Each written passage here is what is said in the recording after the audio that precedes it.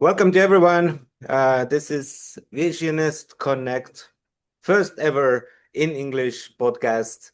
And either you are here or you are going to watch it as a recording. I'm very happy you are interested of the Visionest Connect leaders community and also about what we do in Armenia and what is happening over there. And this is our first ever English podcast topic today. And I'm very happy to announce our guests for today's podcast.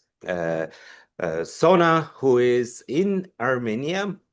Welcome to join us for the first ever English podcast for you. Thank you, Ryan. I'm happy to join you. Your first English podcast. Thank you. And thank you for choosing Armenia as the first topic. I think it's very interesting topic for our first English language podcast. And Sona is a TV journalist in Armenia.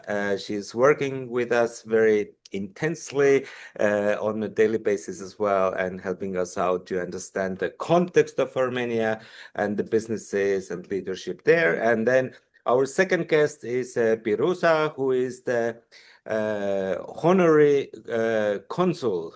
That's the correct title, right? But that's One correct. of them. Honorary consul of Armenia in Estonia. So there In is another Estonia. consul of Estonia in Armenia. So yeah.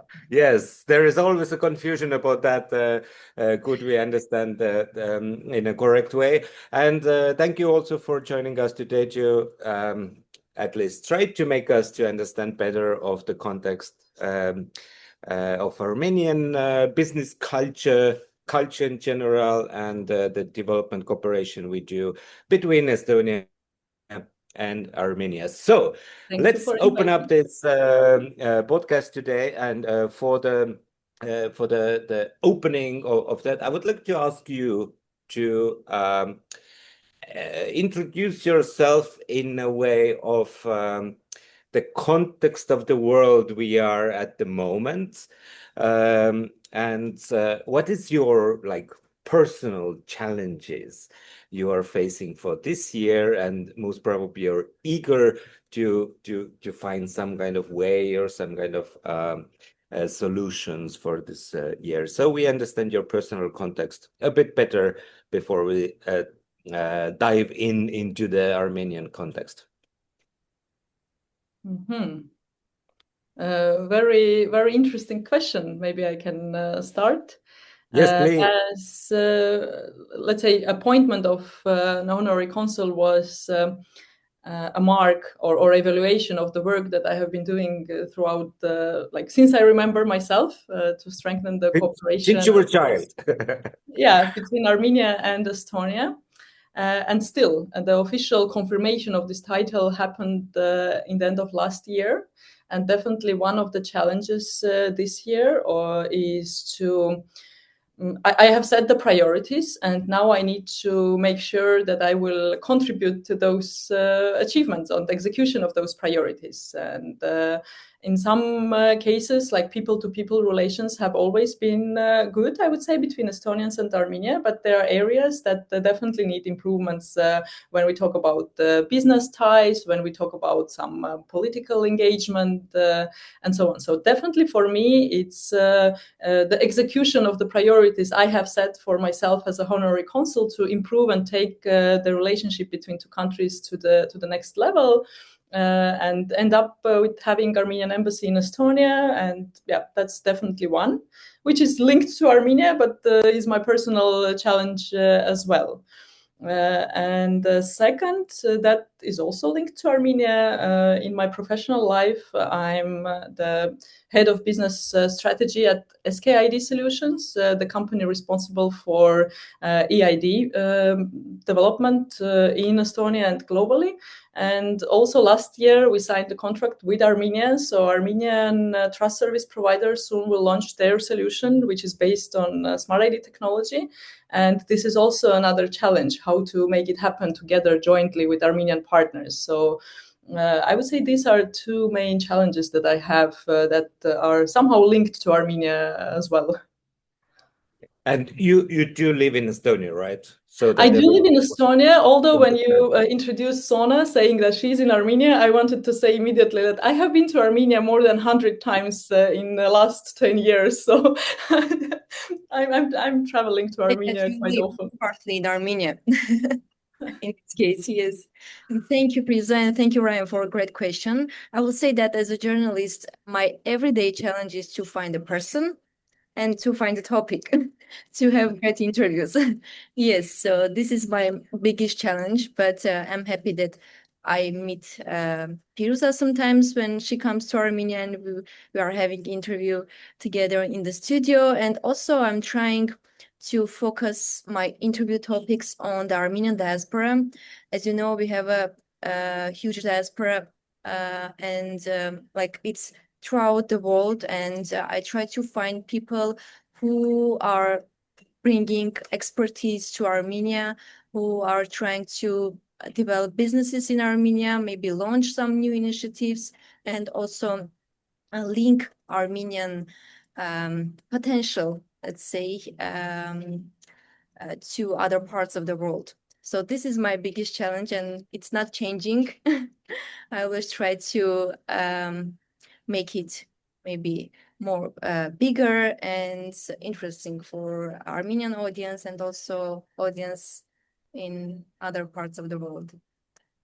Well, let's put the context straight. Is like first of all, with Sona, I'm working on a daily basis. We are sharing information. We are, trying to find the solutions. We do the communication, and also with Piruza, I have been in a partnership before, and we just published the article about your interview with her in the studio in Armenia. So you have been already met with each other and talking in Armenian, as I assume.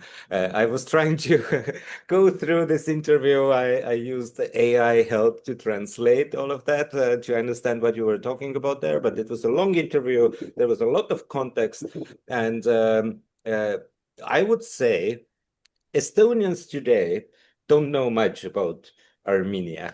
It's not like our #1 holiday destination, and it's most probably not #1 country today where businesses are thinking about let's do export, and they're not thinking about Armenia as #1 country, right?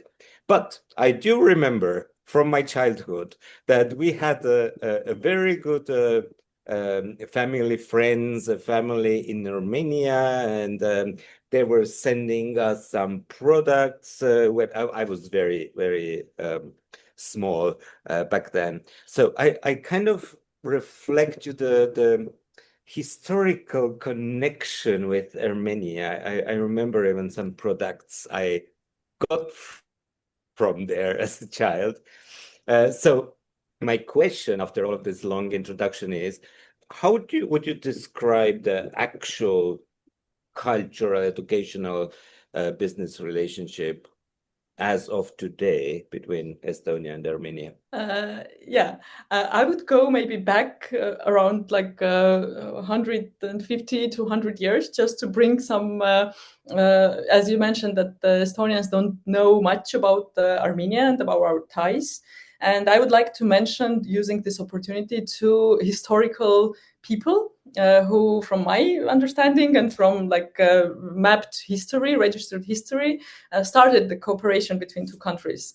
One is Friedrich Parrot, the Baltic German professor of University of Dorpat, now Tartu, who led the first recorded ascent of Mount Ararat, accompanied with Khachatur Abovyan. So his group was the first one who reached the tip of Mount Ararat, and after he invited Khachatur Abovyan to study at the University of Dorpat, and until today a lot of Armenians follow his path. So basically that's how my dad ended up in Tartu. So he moved there to study at the University of Tartu.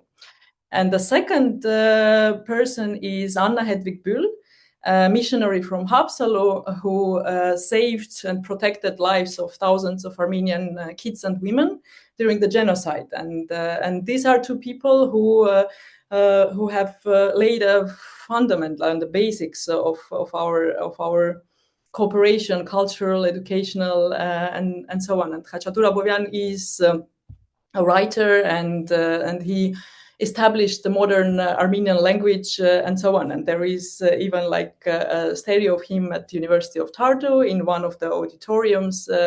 So we have a long history. But it's true that it was mostly like passive throughout the last couple of decades. Now it's starting to evolve faster in all the directions, political, economical, and cultural. And I'm happy to see that. I'm happy to see that the SDEV has prioritized Armenia as one of the countries where they implement different projects. I'm happy that the Estonian refugee consul established an office in Armenia back in 2023, supporting refugees from Nagorno-Karabakh. And sadly, the tourism is not that big part of our like partnership or ties, like simply because there is no good flight connection from Estonia to Armenia.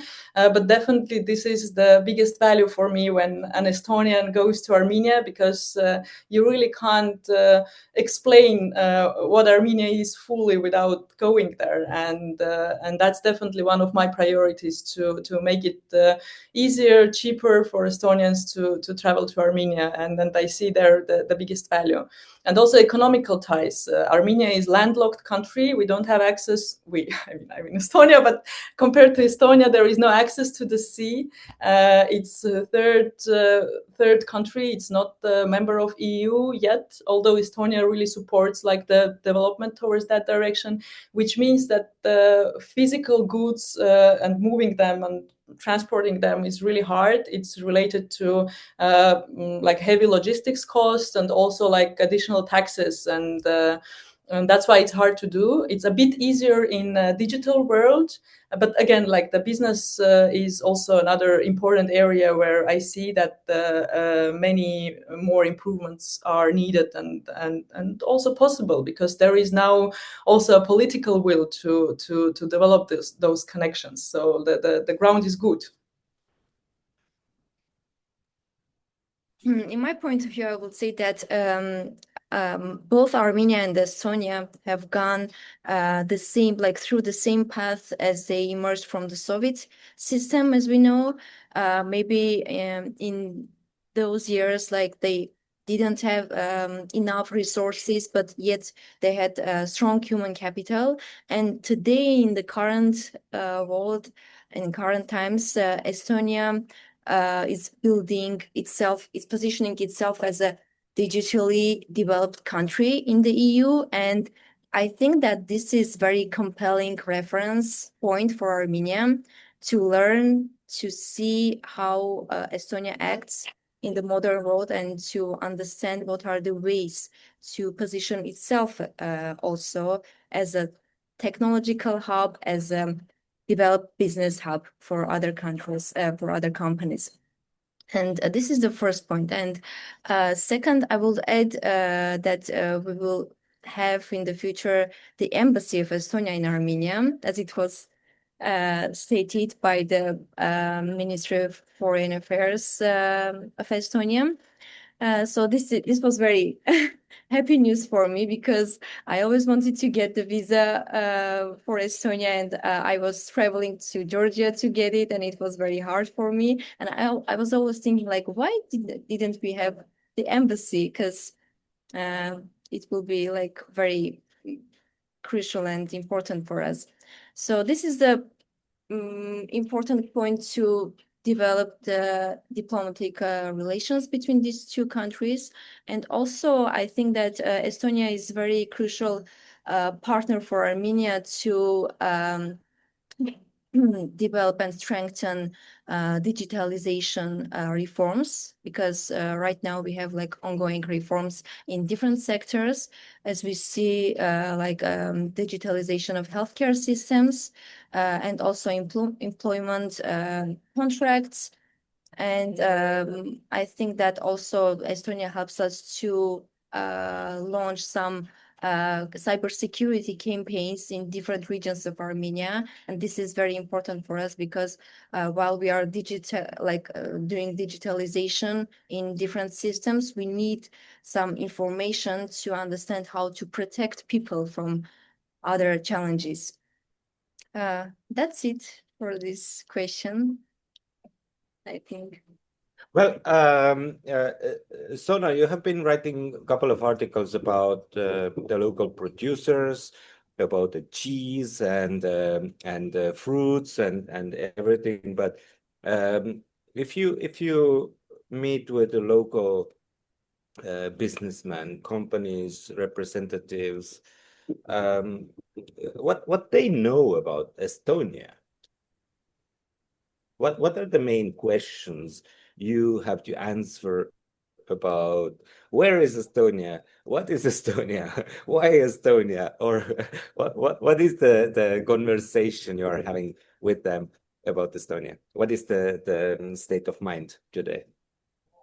Again, Estonia is recognized as a digitally famous, developed centered country in Europe for most of them, but also for some Armenian businesses, it's a very good area to export their products, because some of them who participated in the Visionest Institute's export training program, they chose the Scandinavian markets and also Estonian market as a key area for export. So Estonia is very interesting country, as it's not yet very known for Armenians. So they want to travel there. They want to understand how people think, how they achieve some goals, both digitally and also in the business sphere, because these two sectors are very linked. For example, when we were implementing the project, the export training, they had some challenges of using some AI tools, some digital tools, and marketing tools as well, to understand how they can move forward with their business plans, because it was kind of unfamiliar for them. But this was expertise that they could take from the Estonian professionals, and I think this is the key aspect that they would like to explore about Estonia and also in Estonia. So most of them, I would say, that are interested in traveling to Estonia and coming, meeting, speaking with the professionals that are there and having some active initiatives in Estonia. Yeah, and even people who don't know much about Estonia, they still remember Estonia as proud European country. Also, within the Soviet Union, it was considered a foreign country or foreign area where people would go for honeymoon or for other celebrations. So that's what maybe the generation of our parents remember, even if they don't have any links today. They still have this memory of Estonians being more European than any other Soviet Union country back 35 plus years ago. Well, Piruza, you said you have been 100 and more times in Armenia. How have you noticed the development or the changes in the mindset and within the culture, and also in a business vibe? How? I don't know, it's 100 times in 15 years or 50 years, but it's been a long time, right? So you have seen it all. Yes, I have. I have seen the old Armenia, the new Armenia. Armenia is still a young democracy, after the revolution that happened in 2018. And I would say before and after, I see the difference, how open people are, what is the freedom of business people can do there. And I see also the change in attitude of foreign investors, how ready they are to invest in Armenia, before that and after. This is definitely one thing that affected how the country was developing and is developing. And the second is the IT sector development. So there were historically many large international companies present in Armenia, like Synopsys and some tech institutes and so on. And they contributed to development of this tech engineering resource and brains in Armenia. But in order to really boost the IT and startup ecosystem, you need success cases. So for Estonia, it was Skype, and then that's where it all started. And for Armenia, I would say that it's Pixar, the unicorn that there is. And after Pixar, I saw a lot of head of engineering or engineers working for those development branches of large corporations. They kind of spinned off and started developing their own startups because they started believing that you can succeed in Armenia. And basically, the legal and legislation and law started also developing to support it. And today, let's say one delegation who visited Armenia last year was Estban delegation, so delegation of Estonian investors, angel investors. And they were really positively surprised to see what is the level of Armenian startups. They mentioned that Armenian startups are AI native from day one. Armenian startups have even closer and bigger access to the US market than some European startups. Again, historically, it might be linked to the diaspora in the US and so on, but they were expecting to see something like very, very much less developed than they actually saw. And they left Armenia with some commitment to invest in local startups, which shows that that it's not just like nice words that they share, but they are ready to put the skin in the game. So they are ready to invest their money. And this is, I guess, like the best proof of the development that I have noticed as a person who travels there a lot. But this is a real thing that proves that it's not only my opinion that people are have more freedom to test some business ideas. I don't see anymore that some businesses are only in the hands of one oligarch and so on. So this is something that is visible even if you just travel there and you don't live there. And this definitely contributes to development of the society and middle class, which is extremely important. Well, Visionest Institute have been mainly doing export training in so far, but we have a leadership podcast here, and we try to give a very on the ground suggestions for leaders what to do next. What are the 5 next things in Armenia? What the Estonian leaders should think about is where is the possibilities coming from? You were already talking about the digitalization, which is but that's general. It's in a way, it's all over the world, especially if we're talking about AI and all of that, right? But you can focus on that, but give us more context of what are the next 5 things going to happen in Armenia, what the Estonian business leaders should think about now, today. To consider Armenia as a market, or for Armenians to improve, to become more accepted in Europe. Well, if we are talking about business leaders, of course they are interested about the market, right? But maybe I'm just digging here, just to try to find out what is the real context, where we are going to, what are the options or possibilities. So you can widen it up as you wish. Digitalization is definitely one area. So today in Estonia, we're not speaking anymore about papers, but becoming paperless is still a thing for I would say all Armenian businesses. So signing papers is a daily thing. Going to bank branches is something that people would do really daily, and sign the papers, not even reading what is written there. And if we think that all those signing portals that have been crazily developing throughout the last 20 years here in Baltics have chance there, for example, and all sort of digitalization solutions actually have a chance there. Then speaking about the culture, then definitely like tourism. Of course, it's maybe not the most attractive business to invest in, but still, like the lowest point of Armenia is like 375 meters, and the highest point of Estonia is 318 meters. So maybe like tourism dedicated to these mountains, nature, food, definitely. So this is definitely like underestimated area here in Estonia. I see that here and there some smaller groups are like organized by tourism companies, but not so much. And also, like when it comes to digitalization, it's two-way road. So it makes sense to learn like what is done in Armenia, and maybe to co-develop something. If we look at the products that Armenia has to offer, then definitely it's all about fruits and dried fruits. It's about wine, and wine sector is also like blooming there with the high quality, high altitude wines that are unknown for Wine, Estonians. cheese, and fruit sounds like a good combination.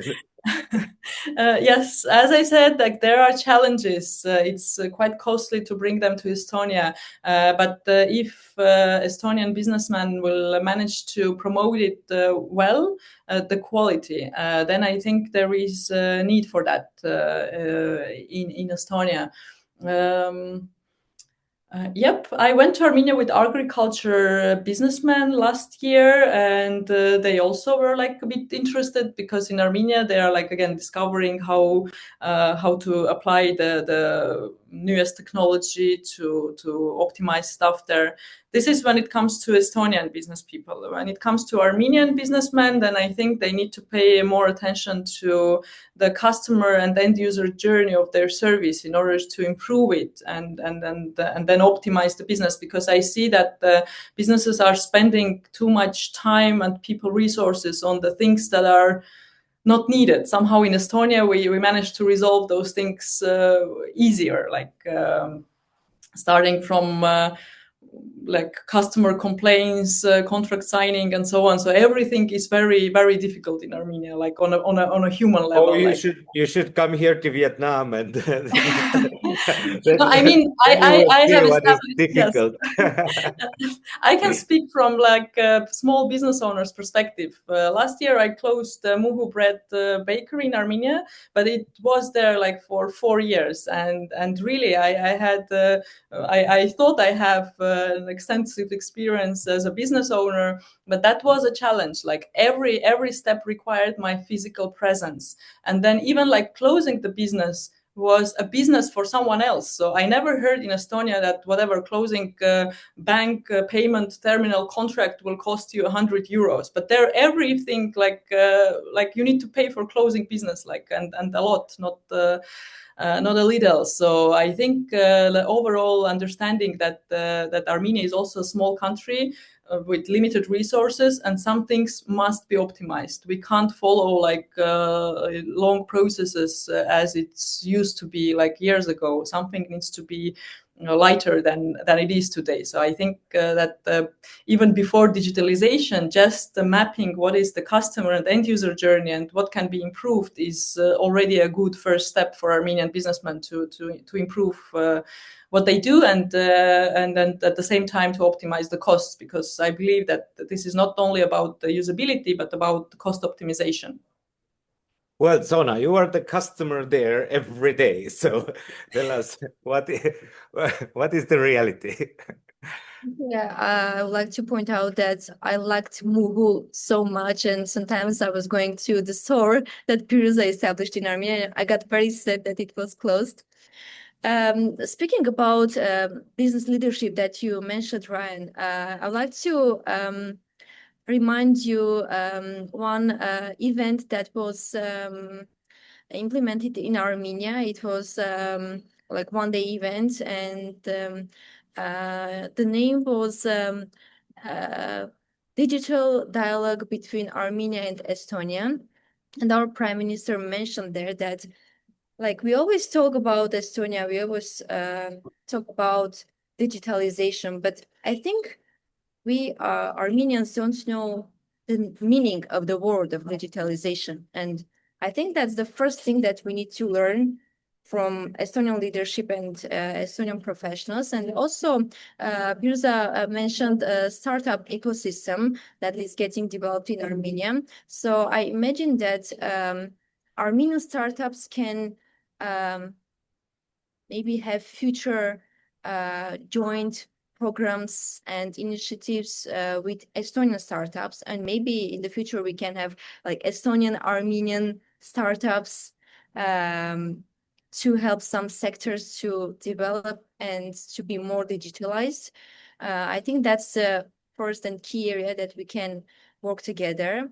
The next thing is, I think that EU visa liberalization will also help Armenia to strengthen its relations with different European countries, and including Estonia, and maybe we could have some professional exchanges, cultural exchanges with Estonia. And when I was studying in Estonia, I also noticed that we have a small Armenian diaspora community in Estonia, and I always like noticing that they were having some food representations, some traditional dances representations.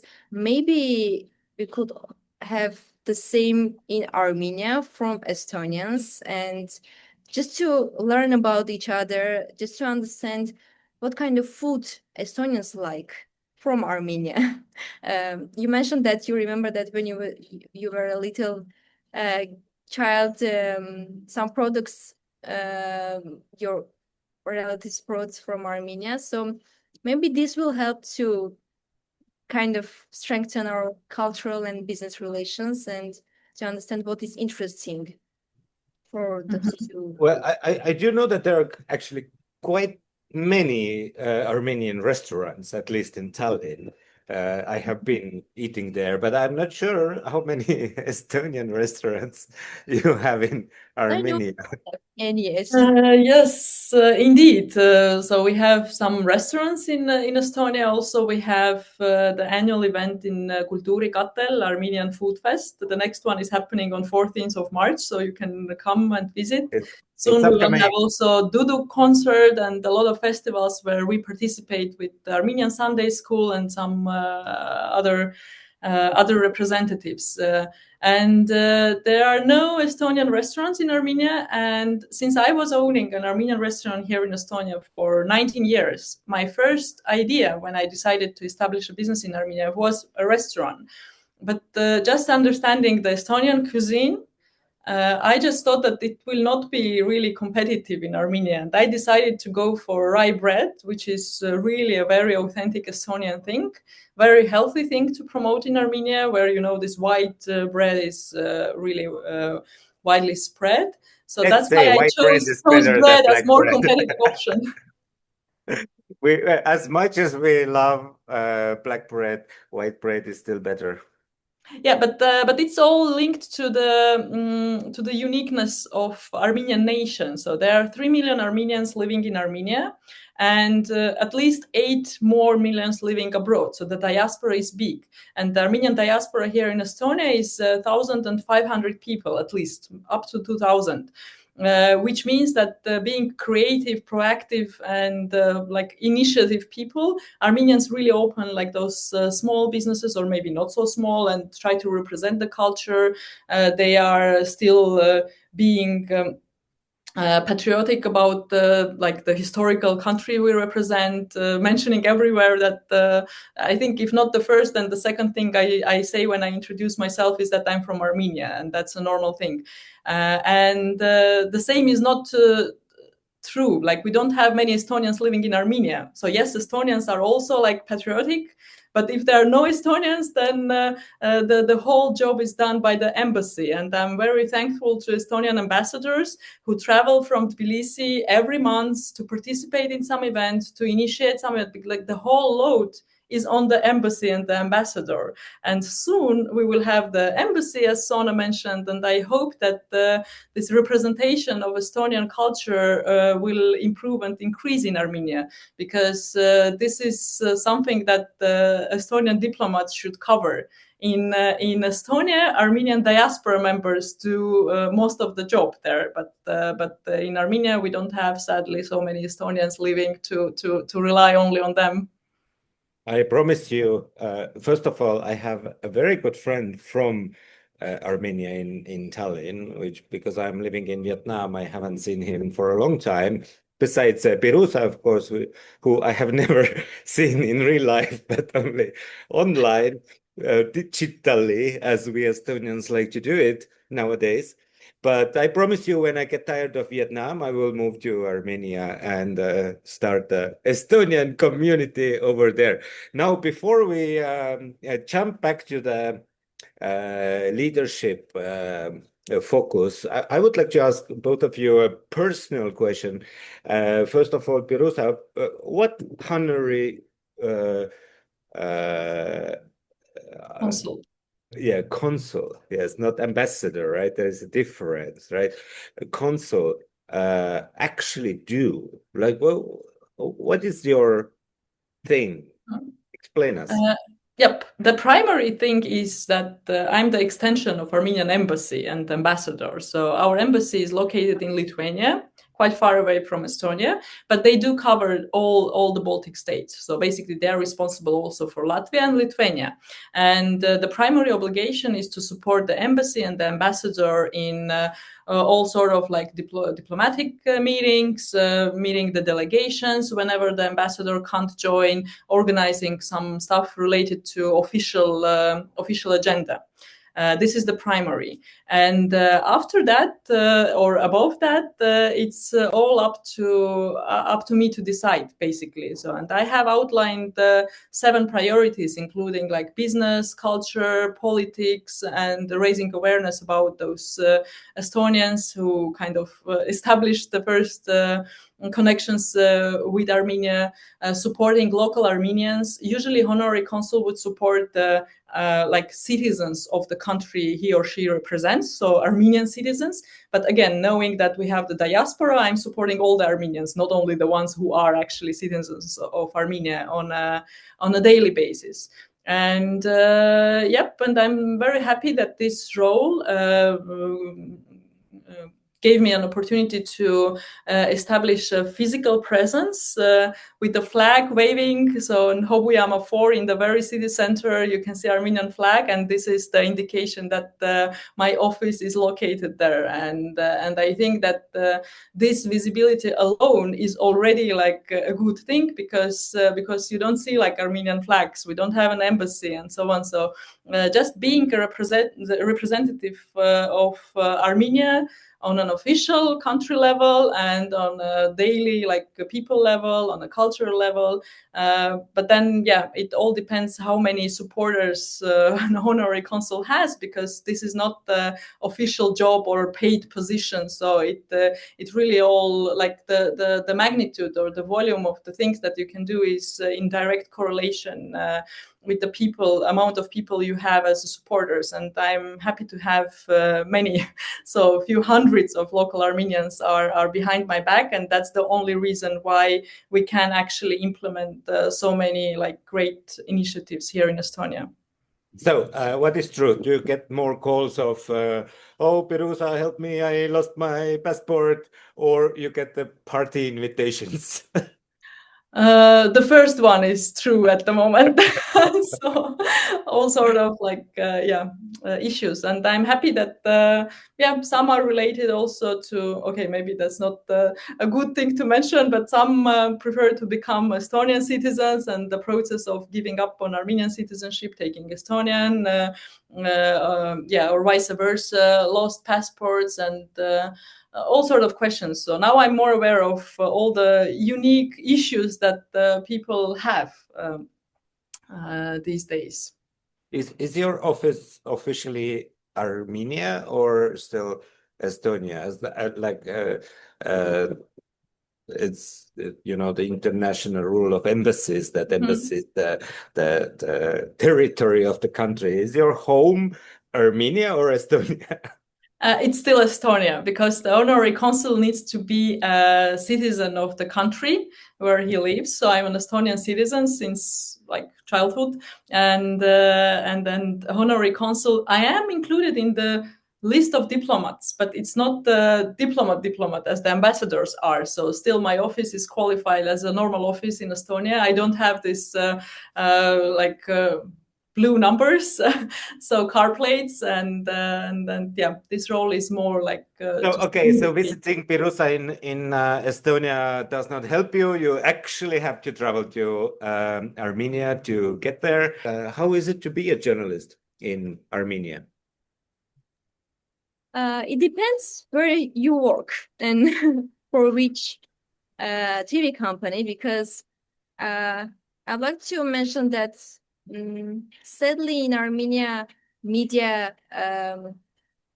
is under it's kind of politicized, I would say, because well, I think it's in different countries as well, because you can't find objective, like very 100% objective media in the world. But in Armenia, it's more politicized, and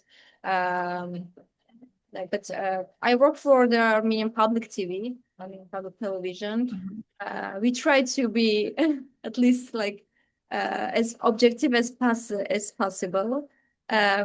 So my job is to cover the topics which will be interesting for Armenian diaspora and local Armenians.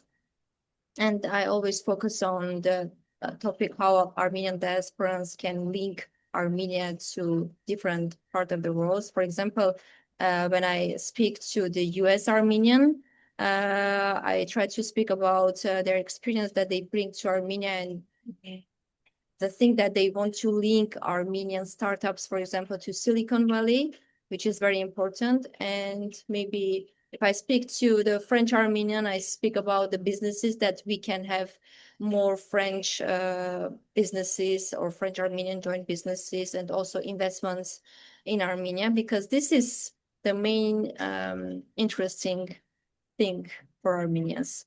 And also, I always rise up the question like how close we can be also to the EU countries. And for example, with Piruza, we shed light on the digitalization, how can Estonian experience be set up in Armenia in the different systems, and also in the sector of cybersecurity, in the e-government systems, and so on.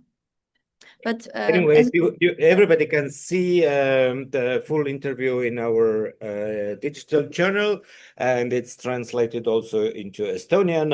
I hope we didn't make any major translation errors there. Piruza has seen that as well, so everybody can dive into that original material as well. But I also wanted to know is like, when I was asking about how is it to work as a journalist in Armenia, is like, what is the business culture?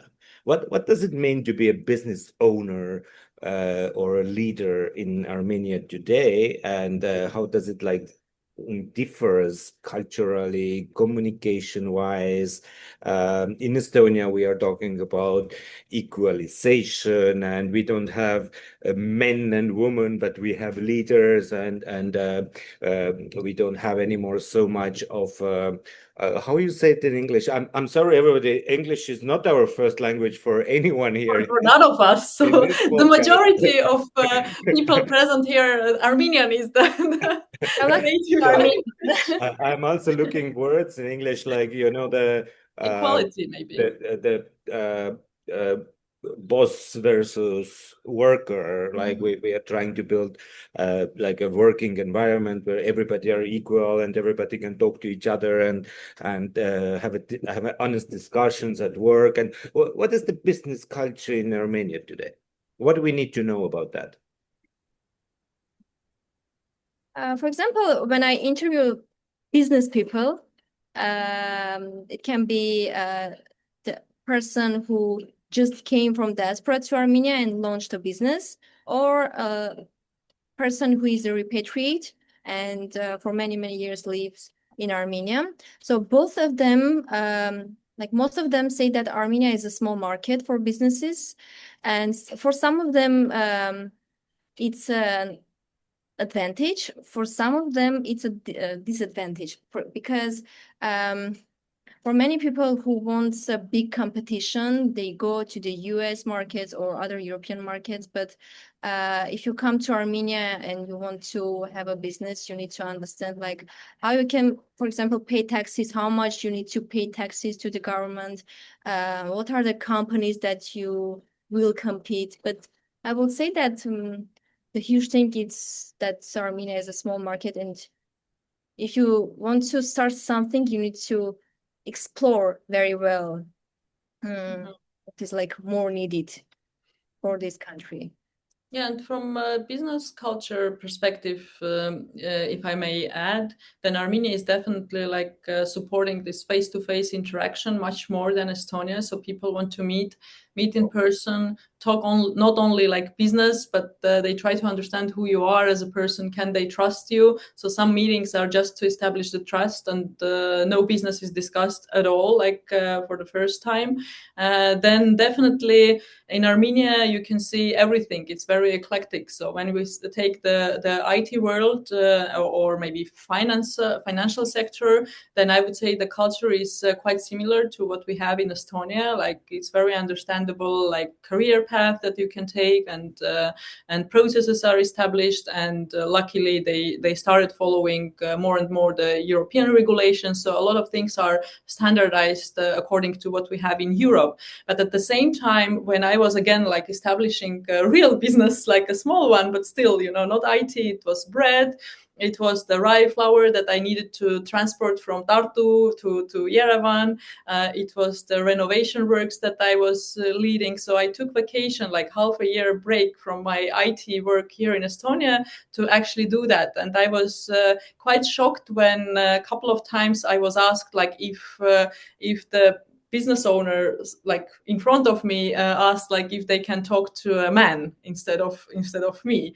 This of course like happened when I was buying some stones, some furniture, or trying to fix the electricity connection. So not everywhere, but this was really disappointing for me. And first I was sad, and then I was like, okay, but I will contribute to maybe a slight change in their mindset with the fact that I will say, okay, no, you don't have anyone else to talk to. So sadly, you need to talk to me. And after a couple of conversations, I really want to think that at least some of them, at least a bit, changed their mind. So that's why for me, like whenever I see some diaspora representatives repatriating to Armenia, I'm so happy, because the biggest thing you can do to contribute to development of the country, to live there and basically contribute to this change on a daily basis.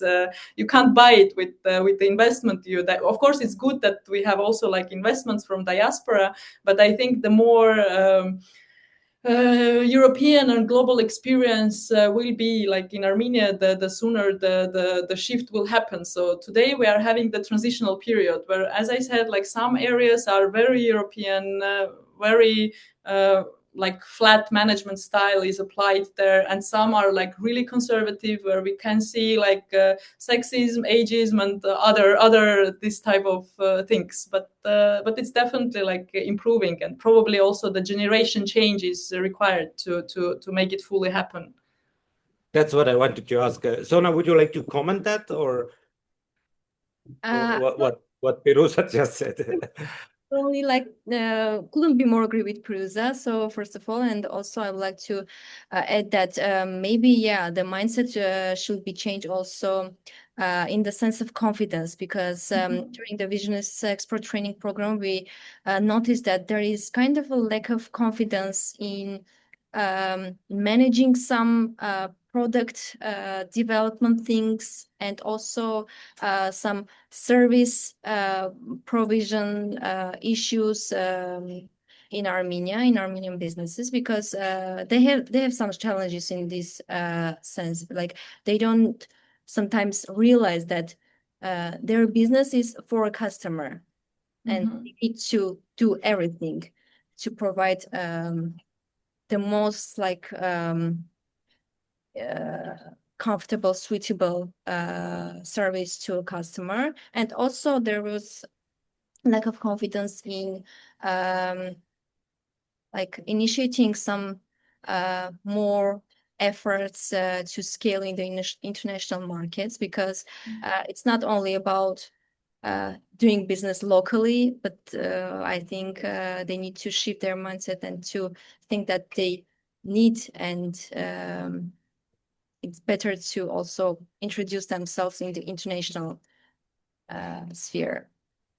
I really love the point that you mentioned, Sona, because this is like the perfect explanation. So Armenian businessmen and Armenian people are used that the things are hard. And, Yes. and it also is reflected in the services. So for them, the fact that end user is having some frictions and some difficulties is okay. And vice versa, in Estonia, we have simplified and made all the flows so intuitive that now we need to add frictions in order to make end users to pay more attention. Let's say in Estonia, most of the fraud cases are happening because people are just clicking and they don't read like what actually they are confirming, for example. So here we are speaking about taking some steps back in order to create some frictions to make the end user to pay attention and think, because everything is super intuitive that people don't even pay attention to what they do. And in Armenia, vice versa, we are still like trying to make sure that the people understand that the usability, the end user experience is important, and basically it shouldn't be challenging, because if you as a person, you are used to like hard life, that it can't be easy, you know, you are kind of reflecting the same attitude in your products or services. So yeah, that's very, very good point. I agree. That's the cultural learning curve, right? Yeah. We face every day, and which here in Vietnam I have to tell you the honest truth every day, which I never understand why everything has to be so difficult and so careless at the same time, because they don't care about the customer as much here, right? Especially if you're a foreigner and don't speak Vietnamese. That's why I wanted to ask you, Sona, that you speak perfect English. You speak even better English than me, of course, and you're like journalist as well. We have the same background, but how difficult it is for Armenians to learn and communicate in English. Is it like, okay, I have to do this because I have to do business with international markets, or is it something which is coming naturally for you? I will differentiate, like I will distinguish young generation and old generation, because young generation wants to learn, and they do learn English and other languages if they find it very crucial for their business development. But older generation is likely tend to speak Russian, because mostly they did business and they are currently doing business with the Russian companies and Russian market. But I think it's getting changed, because as I mentioned that Armenia is trying to diversify its economy and to strengthen real business relations with the EU countries. They see and they understand that this is something that we need to learn and we need to change. So I think that day by day we can see the changes in the language. And it's very similar to Estonia. Just in Estonia, it happened 2 decades ago. So we both are small nations, which makes it clear for everyone that speaking only Armenian or only Estonian is not enough. And then, yes, like previously, it's been Russian, and also like the education also reflected that the universities were in Russian during the Soviet Union and so on. And now it's more English. So that's why, like in Armenia, now you can really find very, very different different people speaking either Armenian and English or Armenian and Russian, and or all of them at the same time very often.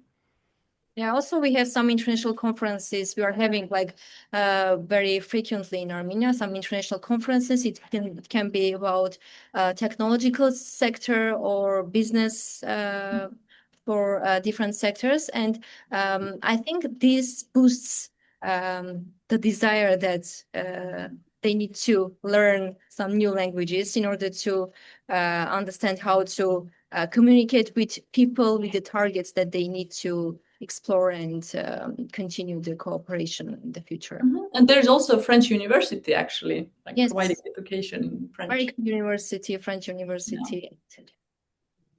I guess we can all agree that there are a lot of things we can have the exchange between Estonians, Armenians, the countries, the companies, the leaders, and it's worth of explore. And of course, I would now like to switch this podcast very, very quickly from leadership to tourism, because every good relationship starts from actually going there and exploring and getting the experience. So you have both 1 minute time to tell me what is the top of the top things to do in Armenia. People, food, nature, churches, and don't overthink. Armenia is a very safe country, and you shouldn't plan all the details. So you go there, and you will enjoy all of what I mentioned, even if you will not plan to. So you can't avoid these things. So you will meet nice people, you will experience great food, great nature, and nice church and city architecture. So that's the minimum that you will get. Piruza said Armenia is a safe country. I will add that Armenia is a peaceful country. So come to Armenia, you will find your kind of peace angle in Armenia, and you will see very beautiful monasteries in Armenia.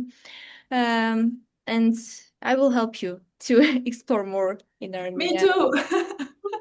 Yeah, the only side effect that you will have, you will want to return again. So it's for sure. I think it's a good side effect, especially if you return with a very good business plan and good contacts already devolved or evolved. As we say in Finland, you have to go to sauna. In Japan, you have to go to home. You also said, Piruza, before that the local people don't do business first. They want to get to know you before that, right? So what is the good present to take with you when you meet first time Armenian business contact? Muhuleib. Black bread. I would say also Estonian chocolate. We have a lot of that. We have a lot of that. Thank you so much for giving us the insight into Armenian business culture in general, and your personal experiences.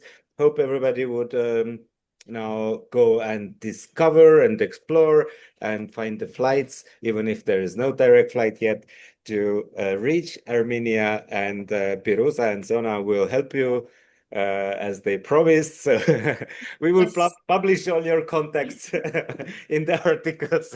Everybody can reach you. Thank you so much. And thank you.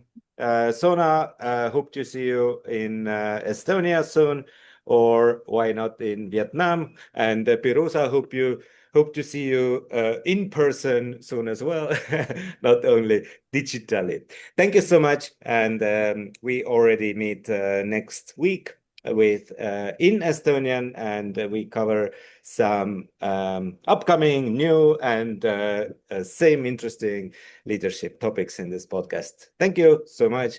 See you, and bye-bye. Bye. Thank you.